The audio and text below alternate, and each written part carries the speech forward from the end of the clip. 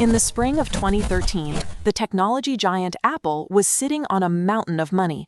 Not a little money, a lot of money. They had $145 billion in pure, unadulterated cash. They were the most valuable company on the planet. They had more money in the bank than the total economic output of entire countries. They could have bought almost anything in the world with a giant novelty check. But then they did something completely absurd. They went to Wall Street and they borrowed $17 billion. Why on earth would the richest company in the history of human commerce, a company drowning in billions of dollars of cash, actively choose to go into debt? If you are anything like me, you are probably raised to believe that debt is a moral failing. We are taught from a very young age that good, responsible people pay for things in cash, and bad, reckless people borrow money they do not have. You have probably heard the financial gurus screaming it through the radio on your drive to work. Debt is dumb. Cash is king. Cut up your credit cards. Live within your means. Pay off your house early, and never, ever owe anybody a single dime. And honestly, it makes total sense. It feels right. If you go into debt to buy a jet ski you use twice a year, you are making a terrible mistake. It feels suffocating to owe money. It feels dangerous. We look at debt as a trap, a heavy chain wrapped around our ankles, dragging us down into financial ruin. And because we feel this way about our own personal finances, we assume the exact same rule applies to everything else. We assume companies with debt are failing. We assume countries with debt are on the brink of collapse. We assume the ultimate financial holy grail is to have zero debt. But if that is true, we have a massive contradiction on our hands. Because if debt is so fundamentally evil, why do the richest entities on Earth constantly borrow money? Why do billionaires finance their mansions? Why do highly profitable megacorporations issue bonds? Why do the most prosperous nations in the world carry trillions in national debt? Do they know something we do not? Are they just greedy? Or is it possible that everything we have been taught about debt is just a massive oversimplification designed to keep us from hurting ourselves? The truth is, reality is a lot more complicated than the bumper sticker advice. The truth is that the wealthy do not view debt as a moral failing. They view it as a tool. And to understand how this tool actually works, we need to completely forget about Wall Street for a minute and talk about something much more important. We need to talk about pizza. Imagine a guy named Leo. Leo runs a small neighborhood pizza shop. He makes the absolute best pizza in the city. The sauce is perfect. The crust is legendary, and people absolutely love it. But Leo has a massive problem. He only has one tiny, outdated oven. Because the oven is so small, he can only bake 10 pizzas an hour. That is his absolute physical limit, 10 pizzas. But the demand for his pizza is off the charts. Every Friday night, there is a line wrapping around the block. People are waiting 2 hours for a single slice. And eventually, those people get tired, they get hungry, and they walk away. They go to the mediocre chain restaurant down the street instead. Leo is losing out on thousands of dollars of business every single week simply because he cannot bake fast enough. Now, Leo knows exactly how to fix this. He needs a massive, state-of-the-art, commercial brick oven. If he had that oven, he could bake 50 pizzas an hour. He could serve the whole line. He could double his revenue overnight. The catch is that the new oven costs $50,000. Leo does not have $50,000. He only has a few thousand in the bank. So Leo has two options. Option one is the traditional conservative approach, the zero debt approach. Leo can pinch his pennies, he can save every spare dollar of profit, he can wait. If he is incredibly disciplined, maybe in 5 long years, he will finally have the $50,000 saved up in cash to buy the oven. But think about what happens during those 5 years. For 5 years, he continues to lose thousands of customers. For 5 years, he limits his own growth. For 5 years, he works himself to the bone, staring at a line of frustrated people he cannot serve. That is the hidden cost of waiting. Now look at option 2. Leo walks into a local bank tomorrow morning. He shows them his booming business, he points to the line out the door, and he takes out a $50,000 loan. He goes into debt. The very next day, the giant new oven is installed. By Friday night, Leo is baking 50 pizzas an hour. He is serving every single customer. His profits instantly skyrocket. Yes, he now has a monthly loan payment. Yes, he has to pay the bank a little bit of extra money called interest. But the extra profit he is making from those 40 additional pizzas an hour is so massive that it easily covers the loan payment, with thousands of dollars left over in pure profit for Leo. The debt did not make him poorer. The debt made him richer, faster. In this scenario, debt is not a heavy chain around his ankles. Debt is a time machine. It allowed Leo to reach into the future, grab the success that was waiting for him 5 years from now, and drag it into the present day. He used other people's money to buy time. And in business, time is the most valuable asset you have. If you understand Leo and his pizza oven, you understand the fundamental secret of modern finance. This is not just a cute theoretical concept. This exact mechanism is how the modern world was actually built. When you look at history, you start to see Leo's pizza oven everywhere. Let us go back to the spring of 2013 and that absurd situation with Apple.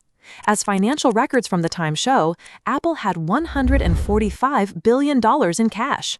So why did they borrow $17 billion in what became the largest corporate bond offering in history?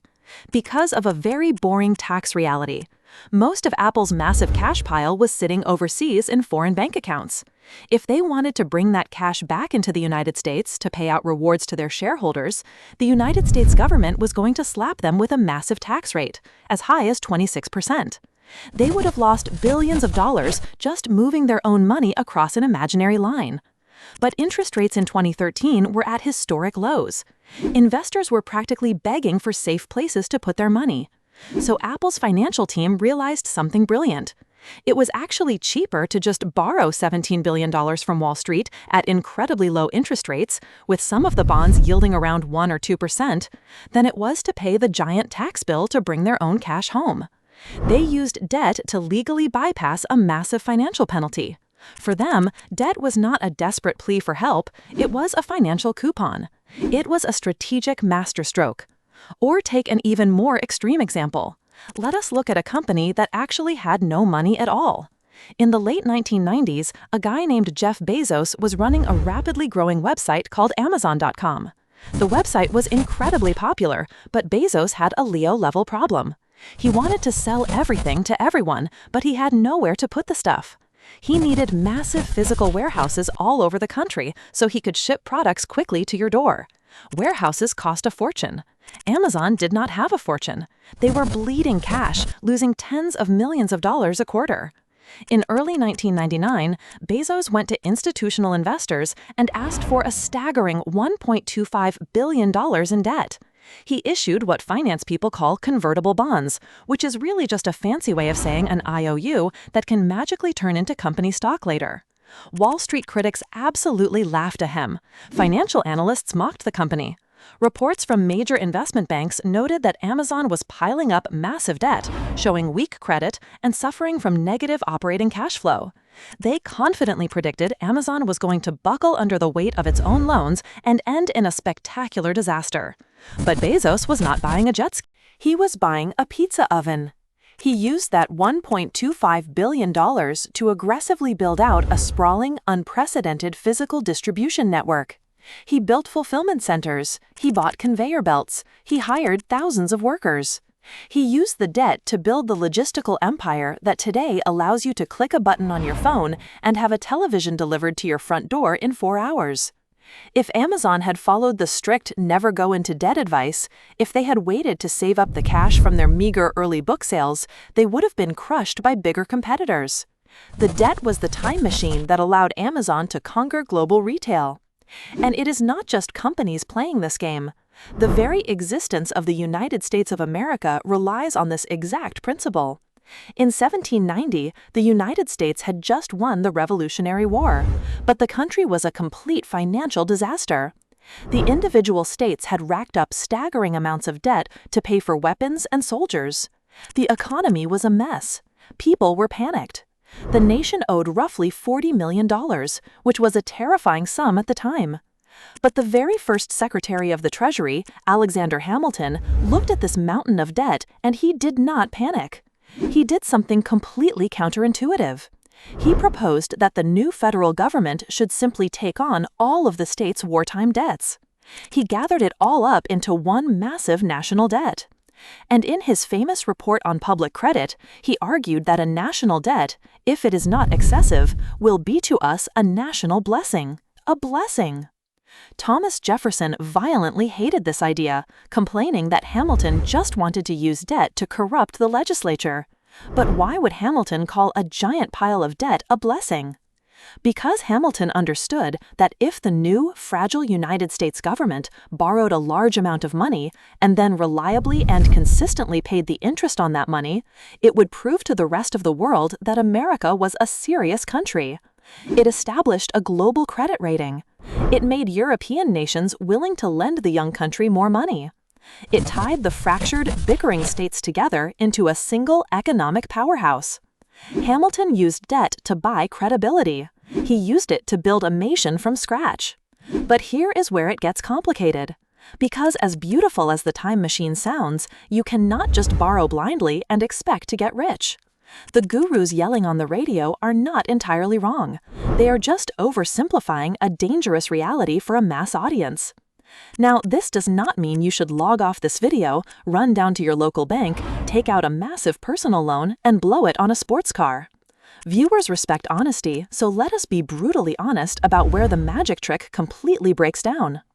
The secret dividing line between good debt and bad debt comes down to one single, incredibly boring word: productivity. When Leo the pizza guy went into debt, he used the money to buy an asset that mathematically produced more money. The oven paid for itself and then generated extra cash on top. When Jeff Bezos borrowed $1 billion, he built warehouses that generated billions in future revenue. That is productive debt. It is an investment. But when a normal person swipes a credit card at 24% interest to buy a giant flat-screen television or a designer handbag or a lavish vacation they cannot actually afford, that is consumer debt. The television does not bake pizzas. The handbag does not ship books. They do not generate revenue. They just sit there, slowly losing their value, while the interest on the credit card compounds silently in the background, eating away at your future paychecks. With productive debt, the return on the investment is higher than the cost of the interest. You borrow at 5% to make 20%. You win. But with consumer debt, the return on investment is 0. You borrow at 20% to make absolutely nothing. You lose. Not a little, a lot, every single year. And this is exactly why the financial gurus tell everyday people to avoid debt entirely.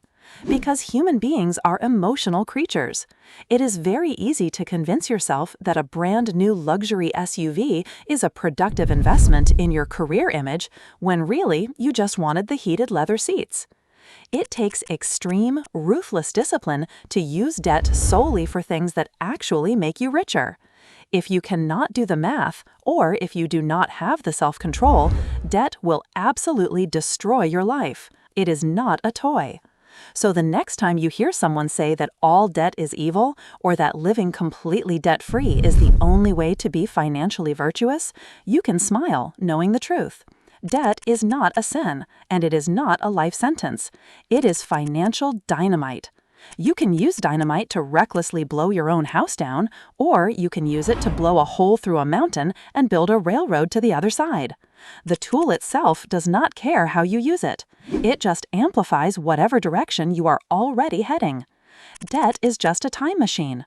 You just have to make sure the future you are traveling to is one you actually want to live in.